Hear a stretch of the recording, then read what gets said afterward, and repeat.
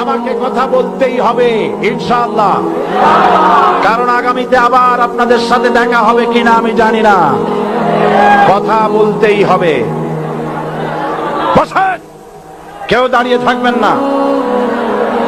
আমি দেখতে পাচ্ছি বাংলাদেশের ভাগ্য আকাশে উত্তর গগনে কালো মেঘ জমা হয়েছে। ঝড়ের পূর্বাভাস লক্ষ্য করছি।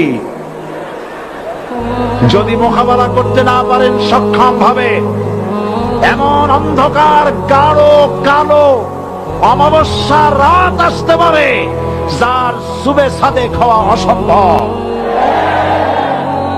সুতরাং আপনারা কি কাপুরুষের মতো কাফের মুশরিকদের গোলামি করে মরতে চান? বিড়ালের মতো 500 বছর বেঁচে থাকার কোনো লাভ নাই।